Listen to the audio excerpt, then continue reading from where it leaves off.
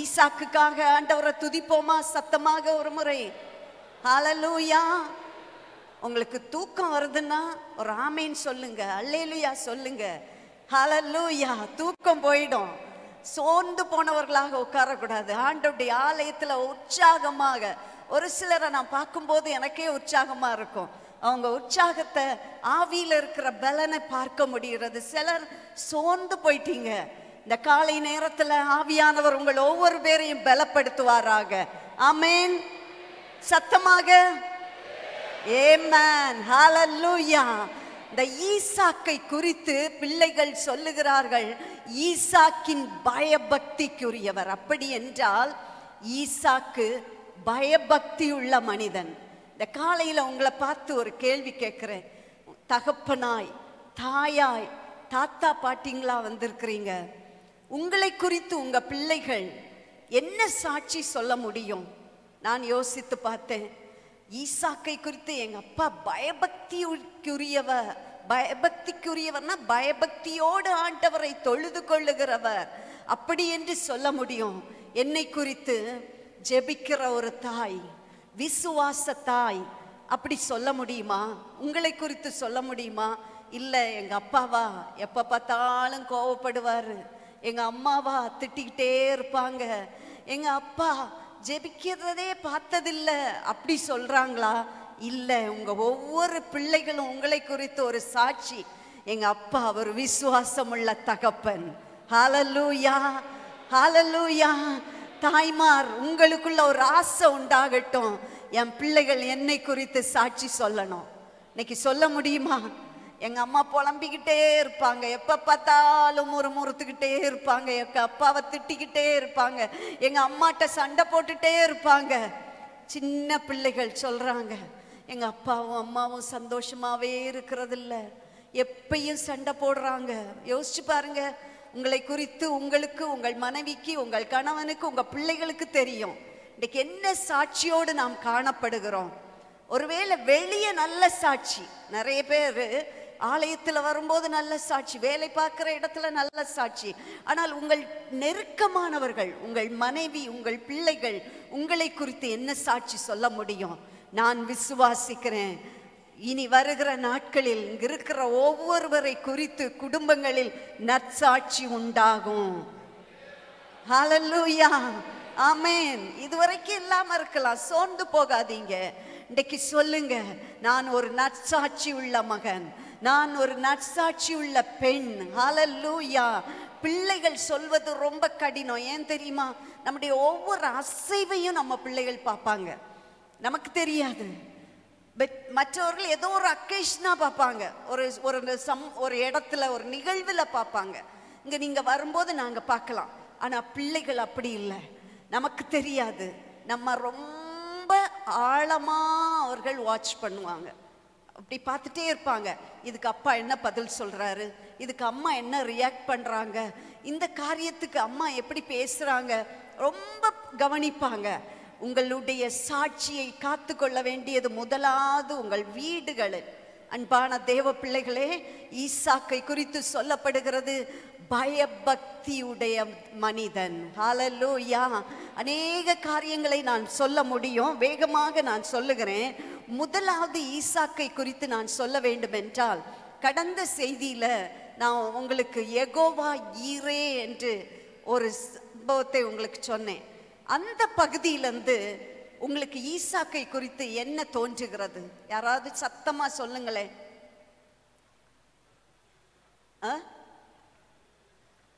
கேட்கல.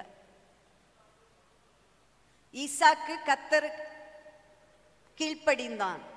Very good. அதாவது ஈசாக்கு பாருங்க, நம்ம நினைக்கிறோம் அவன் ஒரு குழந்தையா இருந்திருப்பான் அப்போ அப்படின்ட்டு. இல்லை, 10 முதல் 15 வயதிற்குள் அவன் ஒரு வாலிபன். ஏனென்றால் அவன் போகும்போது கேட்குறான், அப்பா விறகு இருக்குது, நெருப்பு இருக்குது, ஆனா தகன பலிக்குரிய ஆடு இல்லை. அப்படி கேட்கணும்னா ஒரு விவரம் உள்ள பையன்தான் இல்லையா, குழந்தை இல்லை. ஆனா அப்படிப்பட்ட விவரமுள்ள ஒரு வாலிபன் தன் கை கால்களை எல்லாம் கட்டும்போது கூட எந்த சத்தமும் இல்லாமல் தன் தகப்பனுக்கு தன்னை முழுவதுமாய் அர்ப்பணித்த ஒரு வாலிபன். ஹல்லேலூயா, ஹல்லேலூயா. நான் இப்போ பேசும்போது நீங்கள் ஈசாக்கை இயேசுவோடு ஒப்பிடலாம். இயேசு இதே விதமாக தான் தன்னை பிதாவுக்கு 100க்கு 100 ஒப்பு கொடுத்தார். ஹல்லேலூயா.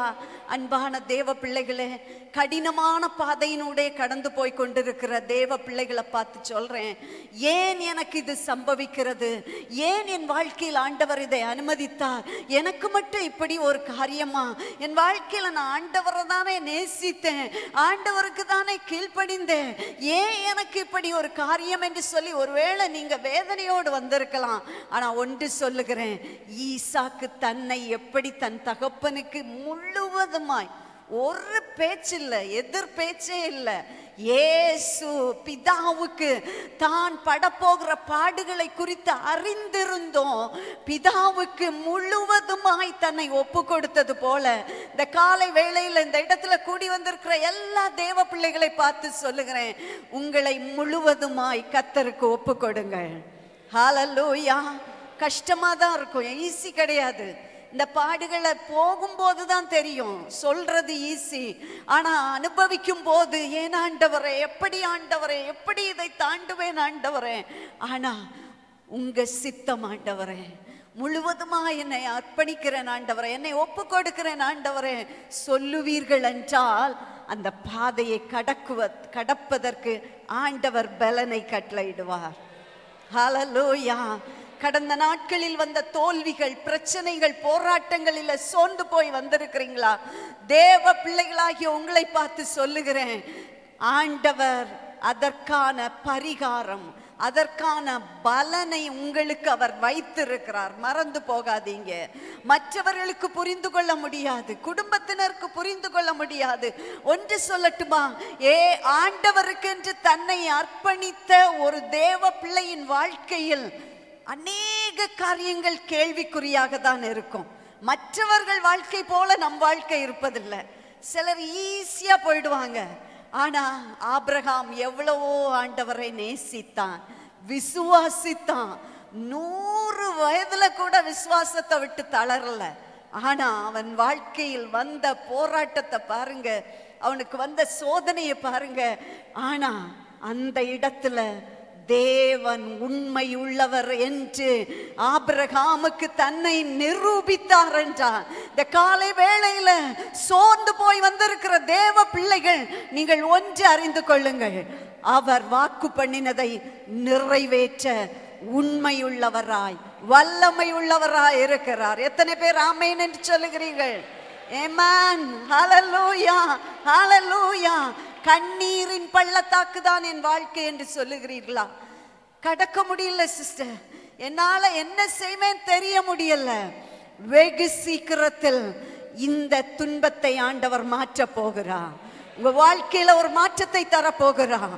இருள் வாழ்க்கை வெளிச்சமாக போகிறது. நீதியின் சூரியன் உங்கள் வாழ்க்கையில் உதிக்க போகிறார். ஹல்லேலூயா, ஹல்லேலூயா. துன்பத்தை கண்ட நாட்களுக்கு தக்கதாய் கர்த்தர் உங்களை மகிழ்ச்சியாக்க போகிறார். ஆமென். ஹல்லேலூயா, ஹல்லேலூயா. சோர்ந்து போகாதீங்க. முதலாவது காரியம், ஈசாக்கு தன்னை தகப்பனுக்கு முழுவதுமாக ஒப்பு கொடுத்தார். ரெண்டாவது காரியத்தை சொல்றேன். அவனுடைய திருமண காரியத்துல பாத்தீங்களா, இந்த காலத்துல அப்படியெல்லாம் பார்க்க முடியாது. ஒருவேளை அந்த நாட்கள் அப்படி இருக்கலாம். ஆனா அவனுக்கு மகனை பார்க்கும்போது வித்தியாசமா இருக்கிறாரு.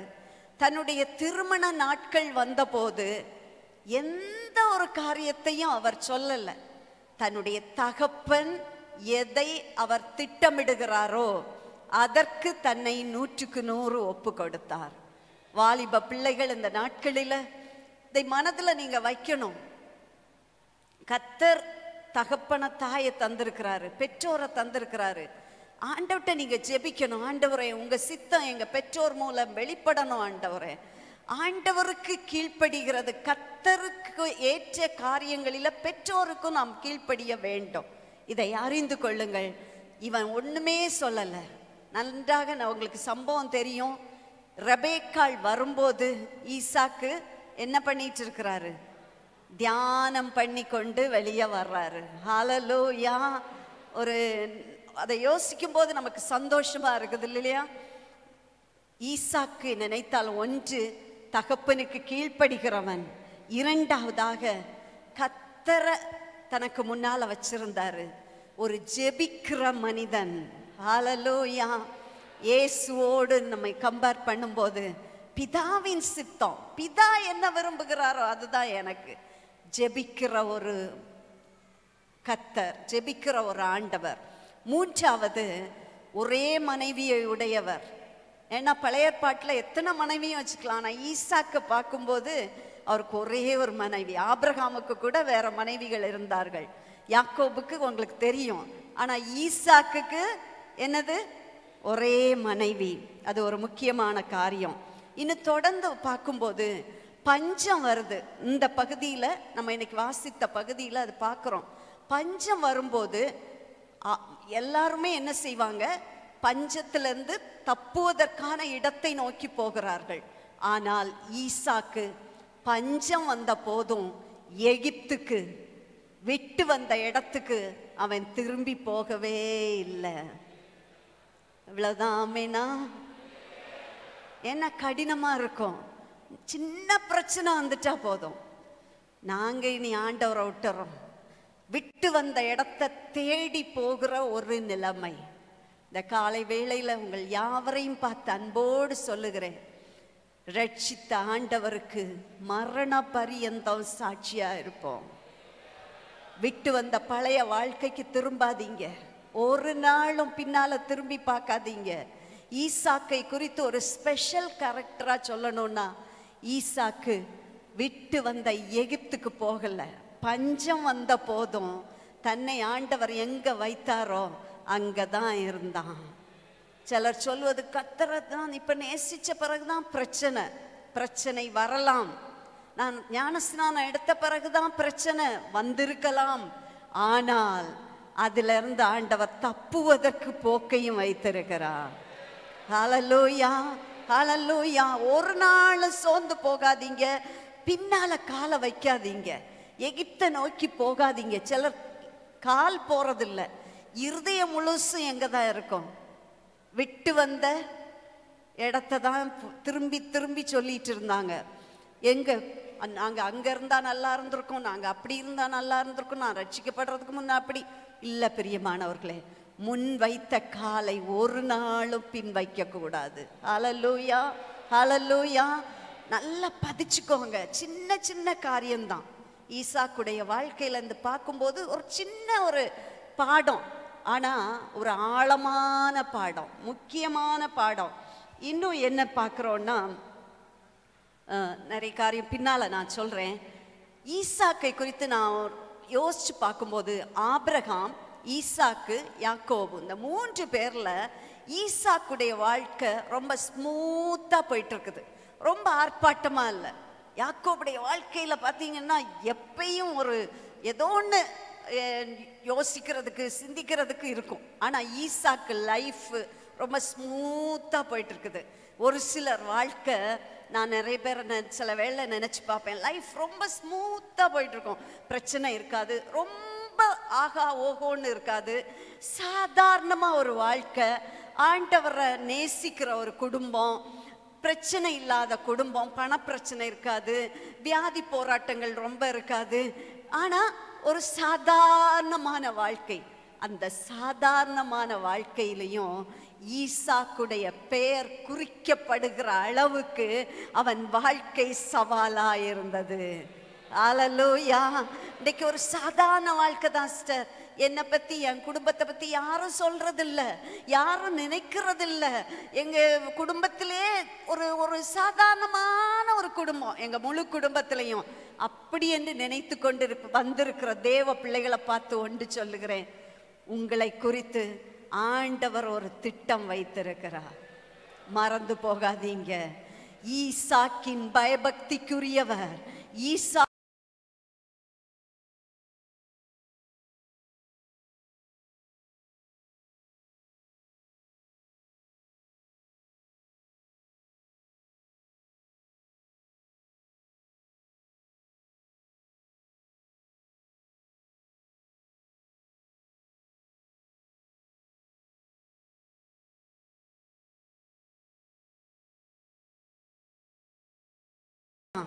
பழைய வாழ்க்கைக்கு அவன் திரும்பி போகவே இல்லை.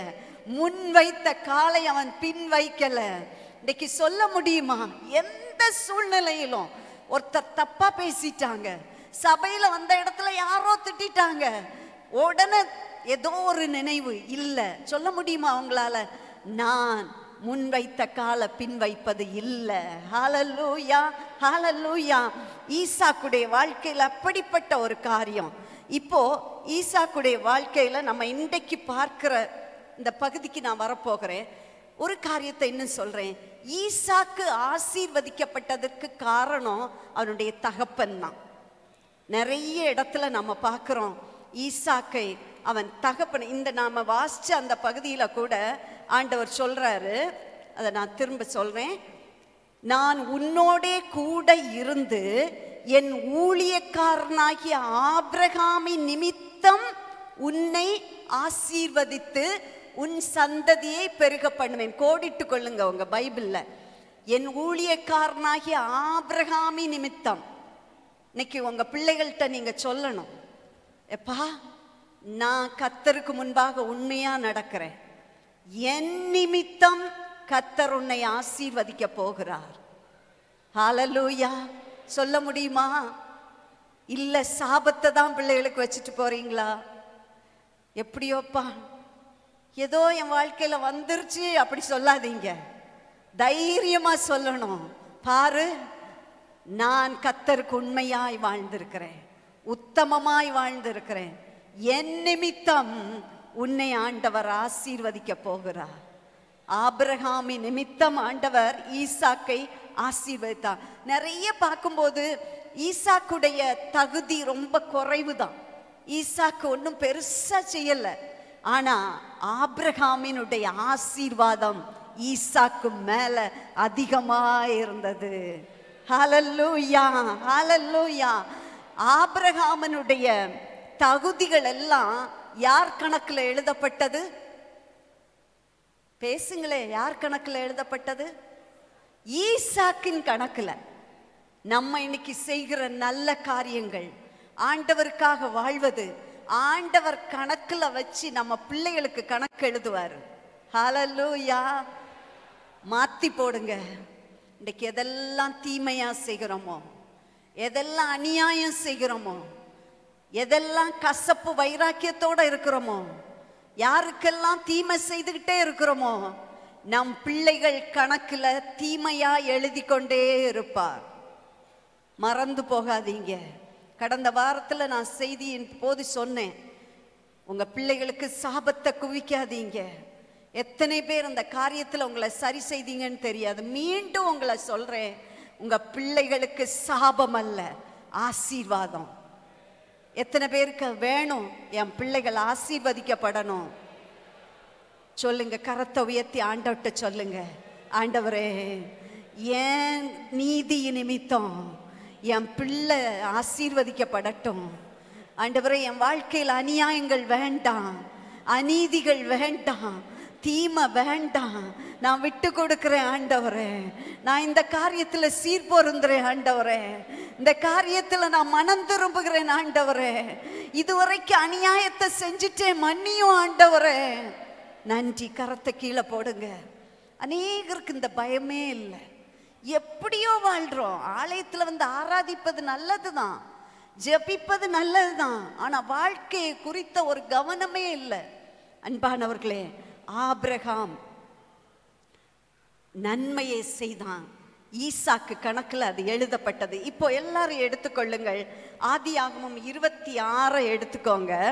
இந்த பகுதியில் நீங்க பார்த்தீங்கன்னா ஆண்டவர் ஈசாக்கோடு பேசுறாரு. 6வது வசனத்துல ஈசாக்கு கேராரிலே குடியிருந்தான். எல்லாரும் சொல்லுங்க, ஈசாக்கு எங்க இருக்கிறான்? கேரார். கேரார், இந்த பேர் மறந்துடாதீங்க. கேரார்ல போய் குடியிருக்கிறான். அங்க ஒரு பிரச்சனை வந்தது. இந்த பிரச்சனை உங்களுக்கு தெரியும். தகப்பனுக்கும் அதே பிரச்சனை வந்தது, ஈசாக்குக்கும் அதே பிரச்சனை வந்தது. இது போய் 12ஆம் வசனத்துல நம்ம பார்க்கும்போது ஈசாக்கு விதை விதைத்தான். கர்த்தர் அவனை ஆசீர்வதித்ததினால் அந்த வருஷத்தில் 100 மடங்கு பலனடைந்தான். கரமுயர்த்தி சொல்லுவோமா? ஆண்டவரே 100 மடங்கு பலனை நான் பெற போகிறேன். சொல்லுங்க, சத்தமா சொல்லுங்க. வேண்டாமா உங்களுக்கு? ஆண்டவரே 100 மடங்கு பலனை பெற போகிறேன். படிக்கிற பிள்ளைகள் சொல்லுங்க, 100 மடங்கு பலனை பெற போகிறேன். வேலை பார்க்கிறவர்கள் சொல்லுங்க, பிசினஸ் பண்றவங்க சொல்லுங்க, ஊழியம் செய்கிறவர்கள் சொல்லுங்க, 100 மடங்கு. பாதி இல்ல, 20% இல்ல, 30% அல்ல, 100%, 100% பலனை நான் பெறப்போகிறேன் ஆண்டவரே. நன்றி. கரத்தை கீழே போடுங்க. 100 மடங்கு அவன் ஐஸ்வர்யனாகி. சிலர் நினைக்கிறது என்னன்னா, உலகத்துல நம்ம ஐஸ்வர்யவான் ஆகக்கூடாது. அப்படி வேதம் சொல்லல. ஐஸ்வர்யத்தின் மேல கண்ணு போகக்கூடாது. ஐஸ்வர்யவான் ஆகிறது நல்லது. ஆண்டவர் பிள்ளைகள் ஐஸ்வர்யவான் ஆகாமல் வேற யார் ஆக போறது? ஹல்லேலூயா. கண்டிப்பா ஒவ்வொரு பேரும் உங்க ஆசீர்வாதத்துக்காக நீங்க ஜெபிக்கணும். சிலர் அப்படியே சொல்லி சொல்லி பாடுகளையும் பிரச்சனையையும் வறுமையையும் தரித்திரத்தையும் வாங்கிக்கிறாங்க. பழைய நாட்கள்ல அப்படிதான் சொல்லுவாங்க, பாடு பாடு பாடு. பாடு தேவை, பாடு வரும், இல்லைன்னு சொல்லல. ஆனா என்றைக்கும் பாடு என்றால் ஒரு மனுஷன் எப்படி ஆண்டவரை பின்பற்றுவான்? யோசிங்க. இல்ல, பாடுகளினூடே நாம் என்ன செய்கிறோம்? அவரை அறிந்து கொள்ளுகிறோம். நம்முடைய சுபாவங்கள் மாற்றப்படுகிறது. ஆனால் ஆசீர்வதிக்கிறவர். ஆபிரகாம் ஆசீர்வாதமா இருந்தான், ஈசாக்கு ஆசீர்வாதமா இருந்தான். ஹல்லேலூயா. விசுவாசிக்கிறீங்களா? இந்த 2024 முடிக்க போறீங்க. ஆனா இன்னைக்கு நீங்க வீட்டுல போய் சொல்லணும், திரும்ப திரும்ப சொல்லுங்க, விசுவாசிச்சு சொல்லுங்க, ஆண்டவரே ஈசாக்கு 100% பலனை பெற்றான், நானும் என் குடும்பமும் 100% பலனை பெற போகிறோம். அதனால நல்லா படுத்து தூங்கணுமா? ஈசாக்கு விதை விதைத்தான் பார்க்கிறோம். அவரு உழைச்சிருக்கிறாரு. உழைச்சாதான் பலன். நல்லா படுத்து தூங்கினா பலனை பார்க்க முடியாது. சிலர் அப்படி நினைச்சிடக்கூடாது, ஏதோ மேஜிக் நடக்கும். இல்லை, அவன் ஐஸ்வர்யவனாகி வர வர விருத்தி அடைந்து மகா பெரியவன் ஆனான். நல்லா கவனிங்க. ஈசாக்கு தேவனை நேசிக்கிறவன். அவன் ஆண்டவர்கிட்ட தாழ்மையா இருக்கிறான், கீழ்ப்படுகிறான், எல்லாம் செய்கிறான்.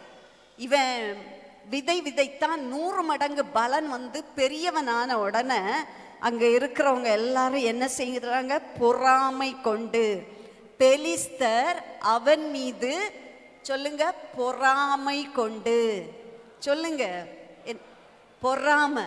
அப்ப நீங்க ஆசீர்வதிக்கப்படும் போது பொறாமை வருமா வராதா? வருமா? வரும். பொறாமை வரத்தான் செய்யும்.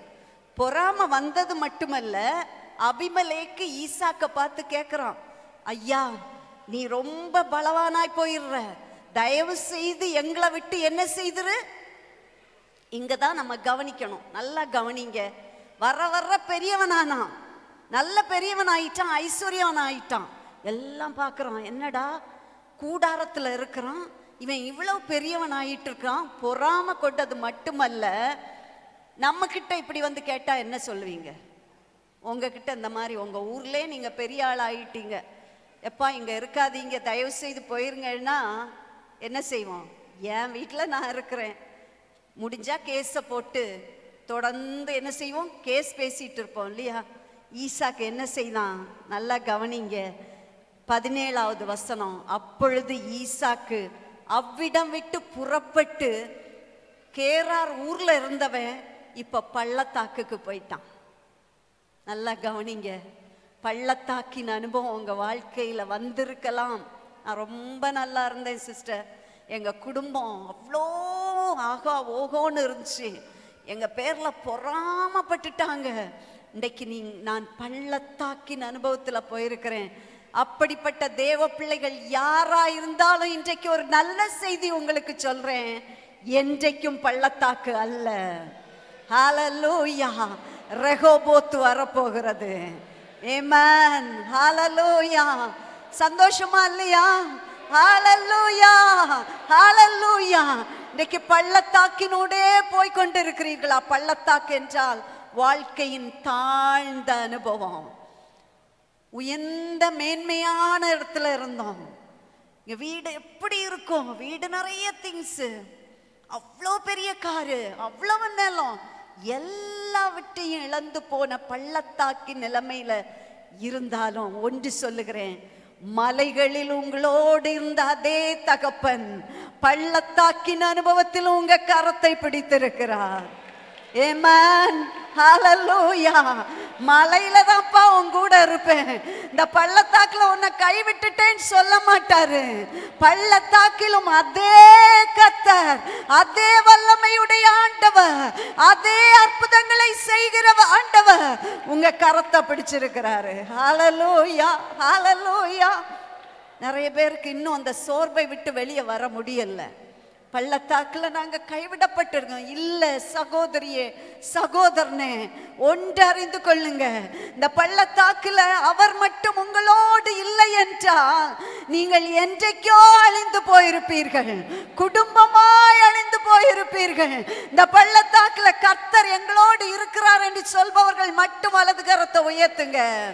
ஆமென், ஹல்லேலூயா, ஹல்லேலூயா, ஹல்லேலூயா, ஹல்லேலூயா, ஹல்லேலூயா, ஹல்லேலூயா, ஹல்லேலூயா, ஹல்லேலூயா. துதிங்க ஆண்டவரே, ஸ்தோத்திரம் அப்பா, ஹல்லேலூயா.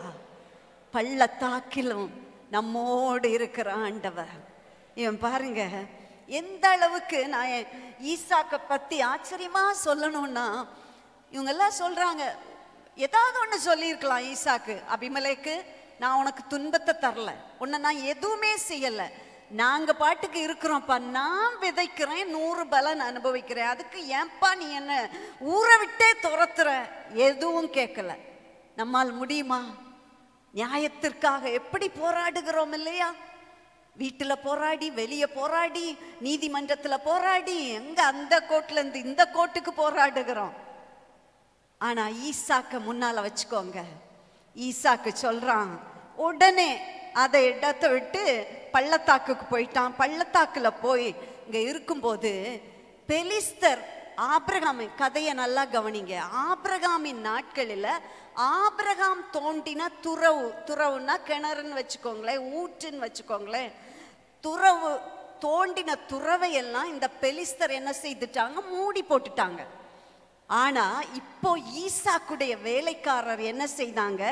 திரும்ப அதை தோன்றாங்க. தண்ணி இல்லாததுனால மூடினாங்களா, எதனால தெரியல. பெலிஸ்தர், நீங்க சம்பவத்தை எல்லாம் கவனமா கவனிக்கணும். பெலிஸ்தர் இவர்களுக்கு விரோதமாய் உங்க வாழ்க்கையோட கொண்டு போங்க. நீங்க நன்மை தான் செய்றீங்க, ஒரு தீமை செய்யல. உங்க தகப்பன் வைத்த சுதந்திரம், உங்க தகப்பன் உங்களுக்கென்று வைத்தது, பெலிஸ்தர் மூடி போடுகிறார்கள். ஒருவேளை உங்க வாழ்க்கையில ஏதோ ஒரு பெலிஸ்தர் உங்கள் பெற்றோர் வைத்த நல்ல சுதந்திரத்தை அவர்கள் அழிக்க திட்டமிட்டு இருக்கலாம். இந்த இடத்துல இந்த மேய்ப்பர்கள் என்ன செய்யறாங்க? ஈசாக்கினுடைய வேலைக்காரர் அதையெல்லாம் திருப்பி தோன்றாங்க. ஆபிரகாமுடைய அந்த நீரூற்ற எல்லாம் தோன்றாங்க, பார்க்குறாங்க, தண்ணீர் அதிகமா வருது. இப்போ இவங்க என்ன செய்யறாங்க? இது எங்களுடையது. கவனிங்க, கேரார்ல இருந்தாங்க, இங்க இருக்காதப்பான்னு சொல்லி பள்ளத்தாக்குல போயாச்சு. இங்க தானே இருக்கீங்க சகோதரிகள். இப்ப எங்க போயிட்டு இருக்கிறோம்? நம்ம வீட்டு பக்கம் போயிட்டீங்களா? கேரார் பள்ளத்தாக்குல இருக்கிறோம். நம்ம கதையினோட வந்துட்டு இருங்க. கேரார் பள்ளத்தாக்குல போயிட்டு சும்மா இருக்குல்ல, இவர்கள் வேலைக்காரர் தோன்றாங்க, மூடி போட்ட கிணறு எல்லாம் தோன்றாங்க. பெலிஸ்தர் மூடி மூடி வர்றான், இவன் தோன்றான். தோண்டுனா தண்ணி வந்துருச்சு. சும்மா தானே இருக்கணும், நீ தான் துரத்துன, நான் பாட்டுக்கு வந்து இங்க இருக்கிறேன், உனக்கு இடமே இல்லை, எங்க அப்பாவுடைய சொத்து, எங்க அப்பா தோண்டின துறவு, நீ மூடி போட்ட, அதை போய் நான் தோண்டுனா தண்ணி வந்தா என்னப்பா தப்பு? உடனே சொல்றான், இதெல்லாம் எங்களுக்குரியது, நம்ம நான் விட்டு வைப்போமா? ஒருத்தர் கூட தலாட்டல, விட மாட்டோம். அப்படித்தானே? கண்டிப்பா விட மாட்டோம். ஏன்னா நியாயமானது, இது எங்களுக்குரிய நியாயம். கிணறு எங்க அப்பா தோண்டி நீ மூடி போட்டதுப்பா, இது ஏன் பங்குல இருக்குது. இவன் சொல்றான் ஈசாக்கு, சரி பரவாயில்லப்பா, நீ வந்து என்ன செய், நீ இதை எடுத்துக்கோ அப்படின்னு சொல்லிட்டு அந்த வாக்குவாதம் பண்ணின துறவுக்கு என்ன பெயர் போட்டான்? ஏசேக்கு. அதை போடுங்க, அடுத்த வசனம். அந்த துறவுக்கு எல்லாரும் சொல்லுங்க, என்ன பேரு? ஒரு பாட்டு பாடுவோம் இல்லையா, ஏசேக்கு சித்தினா. என்னன்னே தெரியாம பாடிக்கிட்டு இருக்கோம்ல, இப்ப தெரிஞ்சுதா? பெலிஸ்தர் மூடி போட்ட துறவை திரும்ப தோண்டி நீரூற்ற வந்தது. வாக்குவாதம் பண்ணினபடியினால் அந்த துறவுக்கு ஏசேக்கு. சத்தமா சொல்லுங்க. நிறைய ஏசேக்கு உங்க வாழ்க்கையில இருக்கலாம், விட்டுருங்க. ஏசேக்கு போட்டோம், ஏசேக்கு போட்டோம், விட முடியுமா? கொஞ்சம் மனசுல யோசிச்சு பாருங்க. ஏசேக்க விட்டுட்டீங்க, இன்னும் ஒரு துறவை தோண்டிட்டானுங்க. இப்பயாவது விடணும் இல்ல, இப்பயும் விடல. திருப்பியும் சொல்றானுங்க, இதுவும் எங்களுடையது. இதற்கு பேர் என்னது? சித்னா. சொல்லுங்க, சித்னா. பால்கனில இருந்து சத்தம் வரலையே. சித்னா. முதல் துறவு என்னது? ஏசேக்கு. ரெண்டாவது துறவு எதனால இப்படி பேர் போடுறான்? Very good. வாக்குவாதம் பண்ணினபடினால இதற்கு ஏசேக்கு சித்னா. இப்ப அதையும் விட்டுட்டு இன்னொரு இடத்துல போய் துறவை தோன்றாங்க. இப்ப யாரும் வாக்குவாதம் பண்ண வரல. அதற்கு பேர் தான் Rehoboth. Amen. Very good. Hallelujah, hallelujah. ஏசேக்கு வந்தது, சித்னா உன் வாழ்க்கையில வந்தது. ஆனால் ஆண்டவர் அதோடு உன்னை நிறுத்தல, ரெகோபோத்தின் அனுபவத்திற்கு உங்களை கொண்டு வர போகிறார். சிலருக்கு இன்னும் புரியலன்னு நினைக்கிறேன், ஏசேக்கிலே இருக்கீங்கன்னு நினைக்கிறேன். எனக்கு இப்படி பண்ணிட்டானே, இப்படி பண்ணிட்டானே, இப்படி சண்டை போட்டுட்டானே, இப்படி எடுத்துட்டானே, எங்க அப்பா சொத்தை திருடிட்டானே, நான் சம்பாதிச்சதை இப்படி பண்ணிட்டானே சொல்றீங்களா? ஏசேக்கு போட்டோம். சொல்லுங்க, ஏசேக்கு போட்டோம், சித்னா போட்டோம், ரெகோபோத். இவ்வளவுதான் சத்தமா? ஹalleluya. ரெகோபோத்தை பாக்குறீங்களா? உங்க வாழ்க்கையில ரெகோபோத்தை பாக்குறீங்களா? ஏசேக்கே பார்த்துட்டு இருக்காதீங்க. ஏசேக்குக்காக சண்டை போடாதீங்க, சித்னாவுக்காக சண்டை போடாதீங்க. ஏசேக்கு சித்னாவை பத்தி நினைக்காத உங்களுக்கு ஆண்டவர் ஒரு ரெகோபோத்தை கட்டளையிட்டு இருக்கிறார். ஆமென். ஹalleluya, ஹalleluya. இந்த 2024ல எத்தனை பேர் ஏசேக்கின் அனுபவத்துல இருக்கிறீங்க? நான் சொல்றேன், ரெகோபோத் தொடங்கி விட்டது. ரெகோபோத் வர ஆரம்பித்து விட்டது. ரெகோபோத்தை உன் கண்கள் பார்க்க போகிறது. ரெகோபோத்தின் அனுபவம் அநேகர் வாழ்க்கையில உண்டாக போகிறது. ஏசேக்குக்காக அழுது கொண்டிருக்காதீங்க, சித்னாவுக்காக அழுது கொண்டிருக்காதீங்க. என் வாழ்க்கையின் ரெகோபோத்துக்காக கர்த்தரை துதிப்பேன் என்று சொல்லுங்க. ஹalleluya. ஒரு நிமிடம் துதிப்பீங்களா? கரத்தை உயர்த்தி வாயினால சொல்லுங்க, ஏசேக்கு போயிருச்சு, சித்னா போயிருச்சு. என் வாழ்க்கையில ரெகோபோத் வந்ததற்காக ஸ்தோத்திரம், ஸ்தோத்திரம். ஹalleluya, ஹalleluya, ஹalleluya, ஹalleluya, ஹalleluya. ஏசேக்கு சித்னா முடிந்தது. ஹalleluya. ஒரு சிலர் உண்மையாக துதிக்க ஆரம்பிக்கிறீங்க. ஏசேக்கு சித்னா இன்றோடு முடிந்தது மகனே.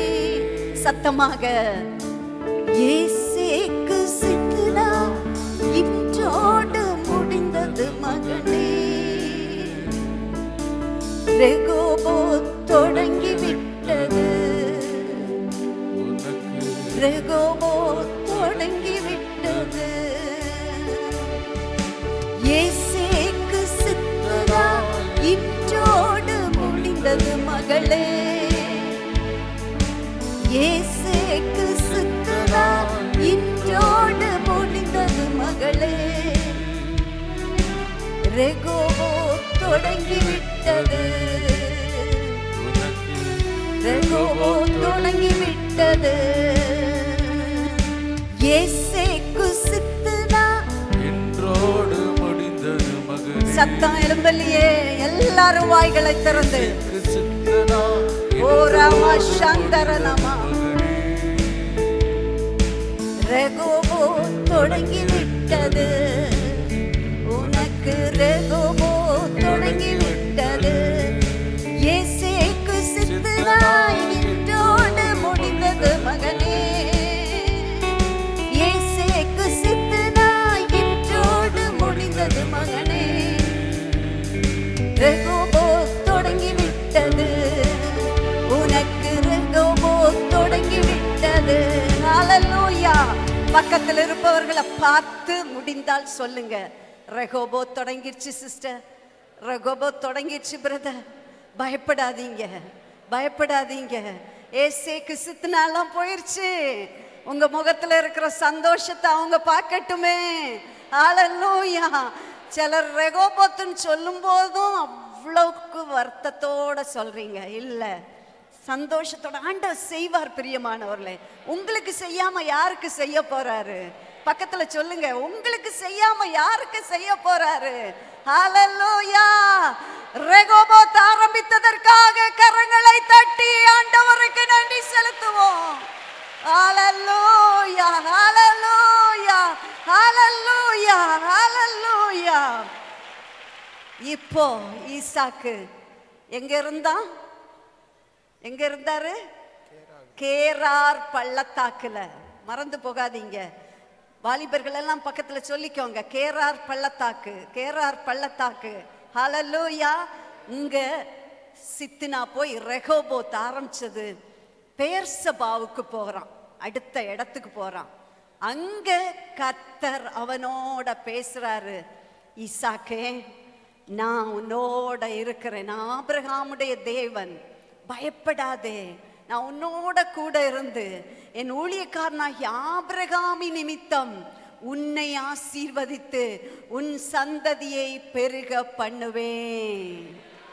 சொல்லுவோமா, கர்த்தர் என்னோடு கூட இருந்து. எல்லாரும், கர்த்தர் என்னோடு கூட இருந்து என்னை ஆசீர்வதித்து என் சந்ததியை பெருக பண்ண போகிறா. கர்த்தர் என்னோட இருந்து என்னை ஆசீர்வதித்து என் சந்ததியை பெருக பண்ண போகிறா. கர்த்தர் என்னோட இருந்து என்னை ஆசீர்வதித்து என் சந்ததியை பெருக பண்ண போகிறா. ஹல்லேலூயா, ஹல்லேலூயா. வீட்டுல குறைவு வரும்போது, பிள்ளைகள் பலவீனப்படும் போது, பிள்ளைகள் வாழ்க்கையில அற்புதங்கள் இல்லாத போது இந்த வசனத்தை மறந்துடாம திருப்பி திருப்பி சொல்லுங்க, என்னை ஆண்டவர் ஆசீர்வதிக்க போகிறா, என் சந்ததியை பெருக பண்ண போகிறா. ஹல்லேலூயா. இந்த இடத்துல தான் ஈசாக்கு கர்த்தருக்கு ஒரு பலிபீடத்தை கட்டுகிறான். ஹல்லேலூயா, ஹல்லேலூயா. ஈசாக்குடைய வாழ்க்கையில தான் துறவு தோண்டிக்கிட்டே இருக்கிறாங்க. ஒரு துறவு மாதிரி ஒரு துறவு. இங்கேயும் பாருங்க, ஈசாக்கின் வேலைக்காரர் ஒரு துறவை என்ன செய்கிறார்கள்? வெட்டினார்கள். அவன் வாழ்க்கையில நீரூற்றுகள், ரட்சிப்பின் நீரூற்றுகள் இடத்தில் மொண்டு கொள்ளுங்கள் அப்படின்னு பார்க்கிறோம் வசனம். அந்த ஊற்றுகள் என்பது ஆவிக்குரிய ஒரு வளர்ச்சி, ஆவிக்குரிய ஒரு சந்தோஷம். ஈசாக்குனாலே பேருடைய, ஈசாக்கு என்பது பேருடைய அர்த்தமே ஜாய், மகிழ்ச்சி. பழைய நாட்களில் பரிசுத்தவான்களுக்கு பேர் போடும்போது சரியா பேர் போட்டாங்க. ஒவ்வொருத்தருக்கும் ஒரு அர்த்தத்தோட பேர் போட்டாங்க. ஈசாக்குக்கு மகிழ்ச்சி. அவன் வாழ்க்கையில கஷ்டங்கள் வந்தாலும் அவன் அதுல மகிழ்ச்சியா இருக்கிறான். ஹல்லேலூயா. நீரூற்றுகளை மொண்டு கொண்டே, நீரூற்றுகளை வெட்டி கொண்டே இருக்கிறான். ஒன்று சொல்லட்டுமா, இந்த காலை வேளையில் இந்த ஆலயத்தில் வந்திருக்கிற உங்கள் ஒவ்வொருவரை குறித்து ஆண்டவருக்கு ஒரு நோக்கம் இருக்குது. ஹல்லேலூயா. உங்களை பார்த்தே சொல்லுங்க, என்ன ஆண்டவர் இந்த ஊர்ல வச்சிருக்கிறதுக்கு ஒரு நோக்கம் இருக்குது. ஹல்லேலூயா. ஈசாக்க கொண்டு கேராரூர்ல வச்சாருன்னா அதுக்கு ஒரு நோக்கம் இருந்தது. ஹல்லேலூயா.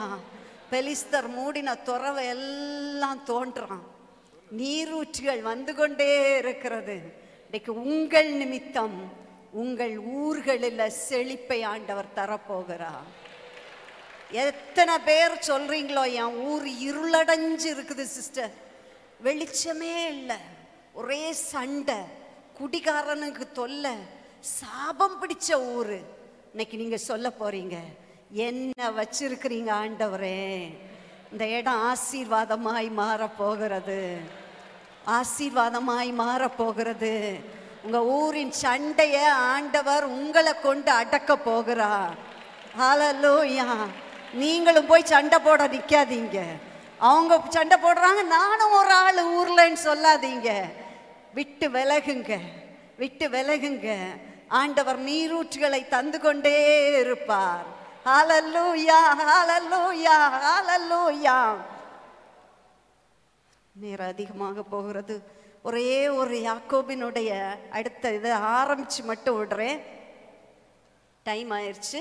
அடுத்தது உங்க எல்லாருக்கும் தெரியும், ஏற்கனவே நீங்க சொல்லிட்டீங்க, யாக்கோபினுடைய பலிபீடம். யாருக்காவது தெரியுமா யாக்கோபு எத்தனை பலிபீடம் கட்டினாருன்ட்டு?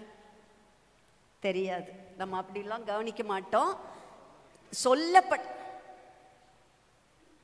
2 இல்லை, இன்னும் அதிகமாக கட்டியிருக்கிறாரு. நீங்கள் வீட்டில் போய் அதை படித்து பார்க்கலாம். ஆதியாகமம் 25ஆம் அதிகாரம் முதல் 49வது அதிகாரம் வரைக்கும் யாக்கோபை குறித்து நாம் பார்க்கிறோம். எந்த அதிகாரங்கள்? 25 முதல் 49 அதிகாரங்கள் வரைக்கும் யாக்கோபை குறித்து பார்க்கிறோம். யாக்கோபு யாருடைய மகன்? வாலிபர்கள் சொல்லுங்க, யாக்கோபு யாருடைய மகன்? ஈசாக்குடைய மகன். ஈசாக்குக்கு யாக்கோபுக்கு அண்ணன் தங்கச்சி தம்பி யாராவது இருக்காங்களா? பக்கத்துல கேட்டுக்கோங்க, சொல்லுங்களேன், யார் இருக்கிறது? ஒரு அண்ணன் இருக்கான், ஏசா இருக்கான். உங்களுக்கு எல்லாம் தெரியும், ஆனா சொல்ல மாட்டீங்க, அதுக்காக கேட்கிறேன். ஏசா, இரட்டை பிள்ளைகள், ஏசா யாக்கோபு. 2 பேரும் 2 விதமான கேரக்டர். இதுல குணங்கள்ல 2 வித்தியாசமான குணம். பேர் போடுறப்பயே யாக்கோபுக்கு என்ன பேர் போட்டுட்டாங்க? என்ன பேரு? எத்தன், ஏமாற்றுக்காரன். பாருங்க, நல்ல ஒரு பேர் போட்டிருக்கலாம் இல்லையா? பேர் போட்டவங்க போடுறது அப்பா அம்மா யாக்கோபுக்கு எத்தன்னு பேர் வச்சுட்டாங்க. ஏமாத்துக்காரன். ஐயா அதை சரியா பிடிச்சுக்கிட்டாரு. நம்ம பேர் என்ன பேரு? ஏமாத்துக்காரன். விடக்கூடாது, எங்க ஆனாலும் என்னதுதான்? ஏமாத்துறவன் தான். ஆண்டவர்கிட்ட கூட பேரம் பேசுறான். எப்படிப்பட்ட ஆளு? அதான் இந்த நம்ம பழகின பழக்கம் எங்கேயுமே விடாது. எங்க யார்கிட்ட போய் நின்னாலும் நம்ம எதை போய் பேசுற ஆளு யார்கிட்டையுமே பொய்ய பேசுவான். அப்படித்தானே? இவன் பாருங்க, பேசி பேசி ஆண்டவர்கிட்ட சொல்றான், ஆண்டவரே நீர் ஒழுங்கா என்ன திருப்பி இந்த இடத்துக்கு கொண்டு வருவீர் என்றால் நான் உமக்கு தசம பாகம் கொடுப்பேன். இவர் தசம பாகத்தை ஆண்டவர் கேட்டாரா? கேட்கல. ஆனா அவனுடைய சுபாவத்தை சொல்றேன். ஒரு ஏமாத்தக்காரன் மட்டுமல்ல, ஆண்டவரோடு பேரம் பேசுகிறவன். ஆனா எனக்கு அவன்கிட்ட ரொம்ப பிடிச்சது என்னன்னா, எப்பயுமே ஏதோ ஒண்ணு ஜெயிக்கணும், ஏதோ ஒண்ணு பெற்றுக்கொள்ளணும். யாக்கோபுக்கு அது விடாப்பிடியான ஒரு கோணம். ஈசாக்கு சாதாரணமானவன். இதை தோண்டினானா அடுத்தது, அதை கேட்டுட்டானா அடுத்தது, அப்படி அவன் சாதாரணமா போயிட்டு இருப்பான். ஆனா யாக்கோபு அப்படி அல்ல. போராட்டங்களிலும் வெற்றி நோக்கி போகிறவன், ஜெயத்தை எப்போதும் சுதந்திரிக்கணும்னு விரும்புறவன். அவனுக்குள்ள ஏதோ ஒண்ணு எரிஞ்சுக்கிட்டே இருக்குது எப்போதும்.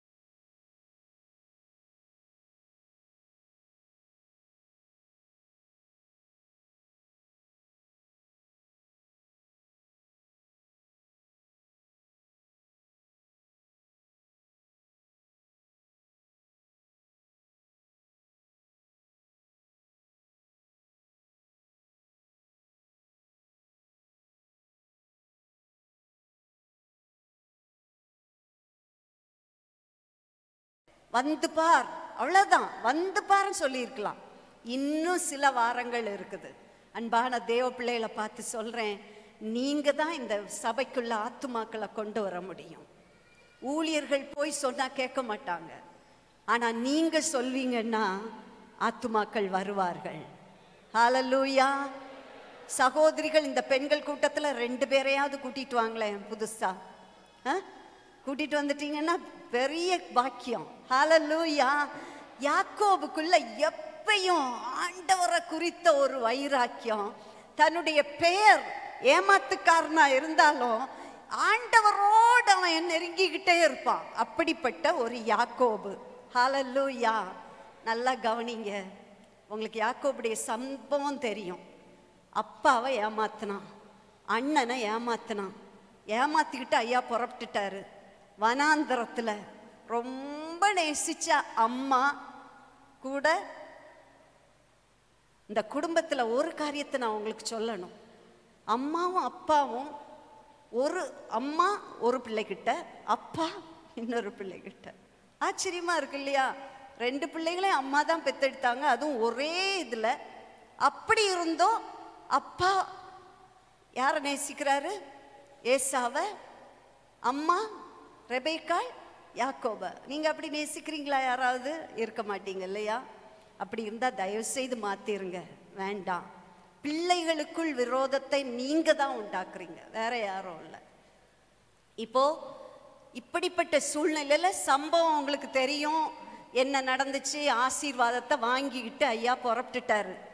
ஆனா நான் யோசிச்சு பார்த்தேன் நேத்தைக்கு, இந்த வனாந்தரத்துல மோனே மோனே மோனேன்னு சொன்ன அம்மா ஏதாவது ஒரு சாப்பாட்டுக்காவது கொடுத்து விட்ட மாதிரி அங்க எழுதப்படலை. சரிப்பா நீ போற, எங்கேயாவது படுத்து தூங்கு, ஒரு தலையணை வச்சுக்கோ, ஒரு பெட்ஷீட் வச்சுக்கோன்னு சொன்ன மாதிரி கூட, கொடுத்த மாதிரி கூட. சில வேளைகளில் நேசிக்கிற ஆளுங்க இப்படி தான் செய்வாங்க. அதனால நேசிக்கிற ஆளை பற்றி சோர்ந்து போகாதீங்க. அவன் படுத்துட்டான் வனாந்தரத்தில், கல்லை தலைக்கு வச்சு படுத்திருக்கிறான். அப்போதான் யோசிக்கிறான், சே அம்மா சொன்னாங்கன்னு செஞ்சேன், ஆனால் என் கதி அதோ கதியாக போயிடுச்சு. இப்படி போய் கல்லை தலைக்கு வச்சு படுக்கிறேன், வேற எதுவும் இல்லை, வானம் பூமி 2 தான். மேலே பார்த்தா வானம், கீழே பார்த்தா பூமி. இதை தவிர ஒரு மனுஷனையும் காணோம், யாரையுமே காணோம். இப்படிப்பட்ட ஒரு சூழ்நிலை மனிதனுக்கு அநேக வேளைகளில் உண்டாகும். அப்படித்தானே இல்லையா? வனாந்தரம்ன்றது இதுதாங்க. அநேக வேளைகளில் நினைச்சவங்க, நம்பினவங்க, அப்படி செய்வேன் இப்படி செய்வேன், உன்னை காப்பாற்றுவேன், ஒரு நாளும் கைவிட மாட்டேன்னு சொன்ன ஆளெல்லாம் என்ன செய்கிறோம்? கை விட்டுறோம். தனித்து விடப்பட்ட ஒரு இடம் யாக்கோபுடைய வாழ்க்கையில இருந்தது. இப்போ நான் நேரே பலிபீடத்துக்கே வந்துடுறேன். இதை பேசிக்கிட்டு இருந்தா ரொம்ப முடியாது. சாரி, நான் சொல்ல ஆரம்பித்தது, ஈசாக்குக்கு நான் சொன்னேன் அப்பாவுடைய ஆசீர்வாதம் ஈசாக்குக்கு இருந்தது. அப்படித்தானே? அவனுக்கு ஒரு பேஸ் இருந்தது. அப்பா நல்ல செல்வசீமானா இருந்தார், அது அப்படியே தொடருது. இப்ப யாக்கோபை யோசிச்சு பாருங்க. வனாந்திரத்தில் இருக்கிறான், ஏதாவது இருக்குதா? ஜீரோல தான் இருக்கிறான். அப்பாக்கு சொத்து இல்லை, அவன் கூட வீடு இல்லை. சரி, ஒரு 100 பவுன் கொடுத்து விட்டுருக்கலாம் அம்மா ஒழிச்சு. நிறைய பயங்கர பணக்கார அம்மா, பையில முடிச்சு போட்டு 100 பொன் நாணயத்தை கொடுத்து விட்டுருக்கலாம். எதுவுமே கொடுத்த மாதிரி இல்லையே. ஒன்றுமில்லாத நிலையில ஆரம்பித்தவன் தான் யாக்கோபு. இந்த காலை வேளையில நான் ஒன்றுமில்லாதவனா இருக்கிறேன் சிஸ்டர். என் ஹஸ்பண்டுக்கு எதுவுமே கிடையாது. இன்னைக்கு என் கையில 0, பேங்க்ல 0, எனக்குன்னு ஒரு அடி நிலங்கூட கிடையாது, ஒரு வீடு கிடையாது. நான் சொல்வதற்கென்று என் குடும்பத்தில் எனக்காக எதுவுமே இல்லை என்கிற சூழ்நிலையில் யாராவது வந்திருப்பீர்கள் என்றால் யாக்கோபை முன்னால நிறுத்திக்கோங்க. ஒரு கையில தொடறதுக்கு ஒரு ஆளு கிடையாது, பேசுறதுக்கு ஒரு ஆளு கிடையாது, ஒரு ஆளும் இல்லை, எந்த ஒரு நம்பிக்கையும் இல்லை. வனாந்தரத்துல படுத்து கிடக்கிறான். ஹல்லேலூயா. ஒன்றுமில்லாதவனாக. என்னிடத்துல ஏதாவது தகுதி இருக்குமா? ஒண்ணுமே கிடையாது.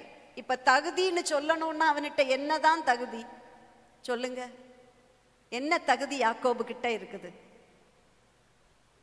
நீங்க கவனிக்கல அப்போ செய்தியை.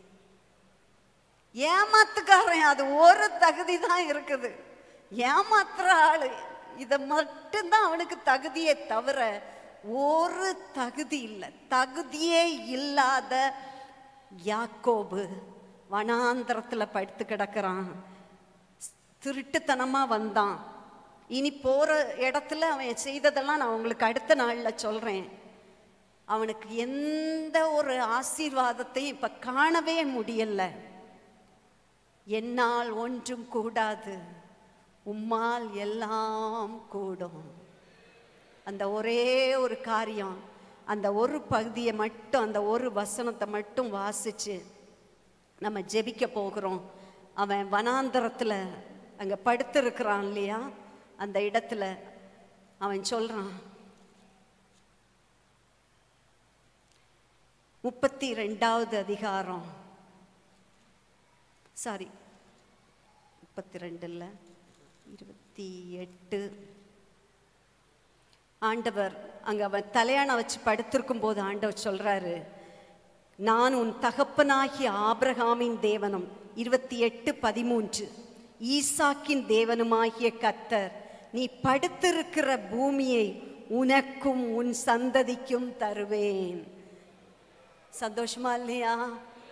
உன் சந்ததி பூமியின் தூளை போல் இருக்கும். நீ மேற்கேயும் கிழக்கேயும் வடக்கேயும் தெற்கேயும் பரம்புவாய். உனக்குள்ளும் உன் சந்ததிக்குள்ளும் பூமியின் வம்சங்கள் எல்லாம் ஆசீர்வதிக்கப்படும். நான் உன்னோட இருந்து நீ போகிற இடத்திலெல்லாம் உன்னை காத்து இந்த தேசத்துக்கு உன்னை திரும்பி வர பண்ணுவேன். நான் உனக்கு சொன்னதை செய்யும் அளவும் உன்னை கைவிடுவது இல்லை. யாக்கோபு நித்திரை தெளிந்து விழித்த போது மெய்யாகவே கர்த்தர் இந்த ஸ்தலத்தில் இருக்கிறார், இதை நான் அறியாதிருந்தேன் என்றான். அவன் பயந்து, இந்த ஸ்தலம் எவ்வளவு பயங்கரமா இருக்கிறது, இது தேவனுடைய வீடே அல்லாமல் வேறே அல்ல, இது வானத்தின் வாசல் என்றான். ஹல்லேலூயா. இதுல அப்படி நான் நிறுத்துறேன். இன்னும் பலிபீடத்தை நான் உங்களுக்கு சொல்லல. அவன் ஏமாத்திக்கிட்டு போறான். அந்த இடத்துல கூட என் ஆண்டவர் எவ்வளோ நல்ல ஆண்டவர், யோசிச்சு பாருங்க. எத்தனை இருந்தான் வனாந்தரத்துல, நான் ஒன்றுமில்லாதவனா இருக்கிறேன் ஆண்டவரே, வெறுங்கையா இருக்கிறேன் ஆண்டவரே, என்னோட ஒரு மனிதன் துணை இல்லையே என்று அவனை ஆண்டவரை பார்க்கும்போது ஆண்டவர் சொல்றாரு, நான் உன்னோட இருக்கிறேன், நான் உனக்கு சொன்னதை செய்யும் அளவு உன்னை கைவிட மாட்டேன். உங்களுக்கு ஆண்டவர் சொல்லலையா? யாருக்கும் ஆண்டவர் பேசலையா? பேசினாரா? இன்றைக்கு வனாந்தரம் போல உட்கார்ந்து இருக்கீங்களா? எதுவுமே ஒரு நம்பிக்கைக்கு எதையுமே பார்க்க முடியல சிஸ்டர். யாரையும் நான் பார்க்க முடியலன்னு நினைக்கிறீங்களா? ஆண்டவர் சொல்றாரு, மகளே, நான் உனக்கு சொன்னதை செய்யும் அளவும் உன்னை கைவிடுவது இல்லை. ஹல்லேலூயா, ஹல்லேலூயா, ஹல்லேலூயா. எல்லாரும் கண்களை மூடுவோமா? இந்த இடத்துல நான் விடுறேன். இனி வருகிற நாட்களில் அந்த செய்தியை நான் தொடரும் போது இதை தொடர்றேன். எல்லாரும் கண்களை மூடுவோம். ஒரு சில நிமிடங்களில் நான் முடித்து விடுவோம். யாரும் எழுந்து போக வேண்டாம் தயவா. இந்த ஜெப நேரத்தில் நாம் கவனத்தோடு இருப்போம். ஒரு ஈசாக்கை பற்றி நாம் பார்த்தோம்.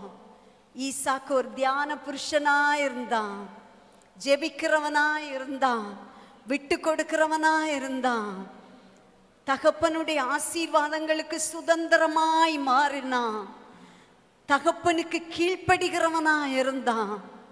இன்றைக்கு நீங்களும் ஆண்டவருக்கு கீழ்ப்படிவீர்கள் என்றால் ரெகோபோத் உங்களை தொடர போகிறது. ஏமா, யாக்கோபை போல வனாந்தரத்தில் கைவிடப்பட்டவர்களாய், யாருமே இல்லாத நிலையில், ஒன்றுமில்லாத நிலையில் என்னுடைய வாழ்க்கை என்னவாய் முடியுமோ? அன்பு வாலிப மகனே, உன்னுடைய எதிர்காலத்தை குறித்து நீர் ஒருவேளை பயந்து கொண்டிருக்கலாம். எனக்கென்று நம்பக்கூடிய யாரும் இல்லை, என் தகப்பனை நம்ப முடியாது, எனக்கு ஒரு சொத்து இல்லை, பணம் இல்லை, எனக்கு படிப்பு இல்லை. ஆனா கர்த்தர் சொல்றாரு, நான் உன்னை கைவிட மாட்டேன், நான் உன்னோடு இருக்கிறேன். ஆனா நீ என்ன பின்பற்ற வேண்டும், நீ எனக்கு உண்மையா இருக்க வேண்டும். இந்த காலை நேரத்துல கர்த்தர் சொன்ன வார்த்தைகளை நினைவு கூறுங்க. தகப்பனே, தாயே, பெற்றோரே, நீங்க ஒவ்வொரு பேரும் சொல்லுங்க, கர்த்தர் எனக்கு இதை சொல்லி இருக்கிறார். அவர் சொன்னதை செய்யும் அளவு என்னை அவர் கைவிட மாட்டார், என் குடும்பத்தை அவர் கைவிட மாட்டார், என்னை வெட்கப்படுத்த மாட்டார், என் பிள்ளைகளை கைவிட மாட்டார். ஓ ஹல்லேலூயா. உன் பிள்ளையின் வாழ்க்கை ஒருவேளை கேள்வியா இருக்கலாம்.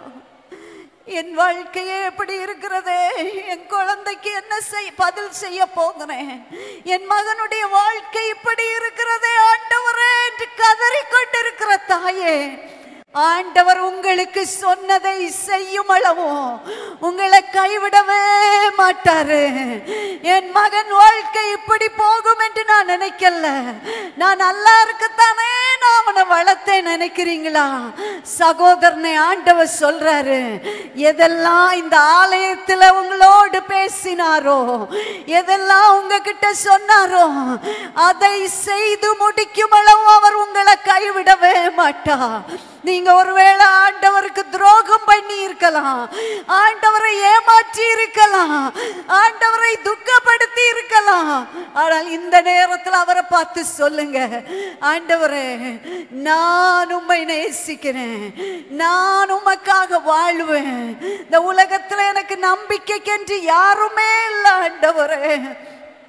சொந்த ஜனத்தை நம்ப முடியல, என் சகோதரனை நம்ப முடியல, என் பெற்றோரை நம்ப முடியல, என் பிள்ளைகளை நம்ப முடியல, என் ஃப்ரெண்டை நம்ப முடியல. ஆனா நீர் எனக்கு சொன்னதை உங்களுக்கு நினைவு இருக்கிறதா? ஆண்டவர் உங்களோடு பேசினதை நினைவு இருக்கும் என்றால் அந்த காரியத்தை சொல்லி சொல்லுங்க. ஒருவேளை உங்களுக்கு சந்ததி இல்லை என்கிற வேதனையோடு நீங்க வந்திருக்கலாம். ஆபிரகாமுக்கு 100 வயதுல பிள்ளையை கொடுத்தவர். ஒருவேளை உங்க பிள்ளைக்கு சந்ததி இல்லை என்கிற வேதனையோடு நீங்க வந்திருக்கலாம். இன்றைக்கு ஆண்டவர் சொல்றாரு, குறிப்பிட்ட உற்பத்தி திட்ட காலத்துல ஆண்டவர் உன் பிள்ளைக்கு ஒரு குழந்தையை கொடுக்க போகிறார். கர்த்தர் ஆசீர்வதிக்க போகிறார், கர்ப்பத்தை திறக்க போகிறா, அடைப்பட்ட வாசல்களை திறக்க போகிறா. உன் குடும்பத்தில் எதிர்பாராத சம்பவங்களின் நிமித்தம் தோல்வி மேல தோல்வி, இழப்பின் மேல இழப்பு, எவ்வளவோ பண நஷ்டங்கள், அப்படிப்பட்ட குடும்பத்தை பார்த்து ஆண்டவர் சொல்றாரு, இந்த வருட இறுதிக்குள்ளாக ஆண்டவர் உன் வாழ்க்கையில ஒரு மாற்றத்தை தரப்போகிறா. நீ எதிர்பாராத இடத்திலிருந்து கர்த்தர் உனக்கு ஒரு நன்மையை கட்டளையிட போகிறா. நெடுநாட்களாய் காத்திருக்கிற அந்த காரியத்தில் ஆண்டவர் ஒரு விடுதலையை, ஒரு மாற்றத்தை தரப்போகிறா. கர்த்தர் சொன்னதை கை செய்யும் அளவும் அவர் உன்னை கைவிடுவது இல்லை. ஓ ரபா சந்தரனமா, சத்தமாக ஆண்டவரை துதிப்போம், கரங்களை தட்டி ஆண்டவரை துதிப்போம், அந்நிய பாஷையில் ஆண்டவரை துதிப்போம். எதெல்லாம் ஆண்டவர் வாக்கு பண்ணினாரோ அவர் நிறைவேற்ற போகிறார். முழு நிச்சயமாய் நம்பி ஆண்டவரை துதிப்போம்.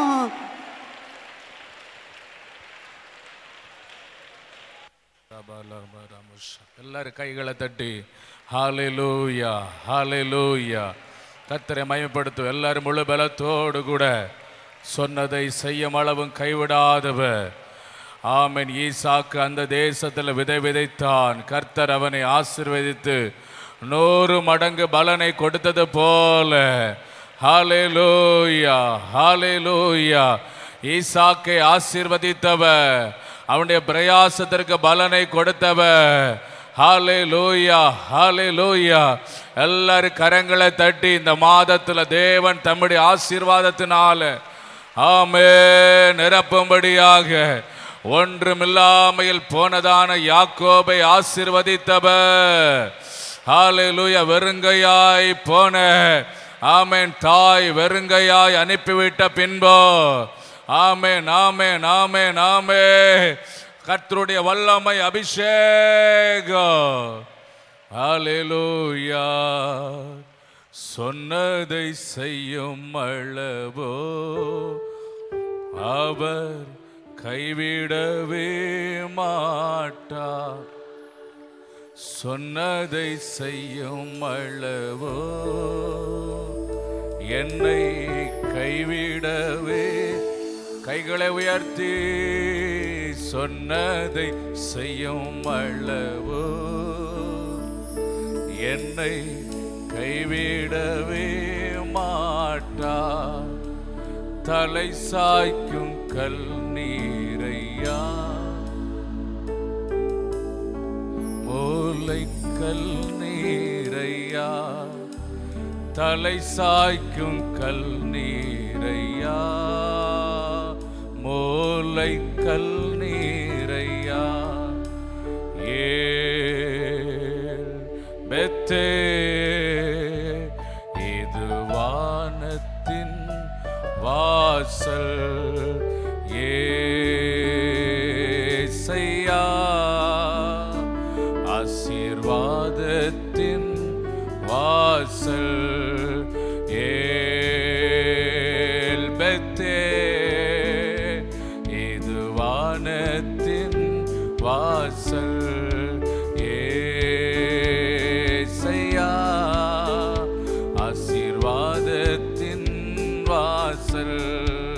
பூமியின் வம்சங்கள் உனக்குள் சந்ததிக்குள் ஆசீர்வதிக்கப்படும் என்று ஆசீர்வாத வாய்க்காலாக என்னை மாற்றினீரே.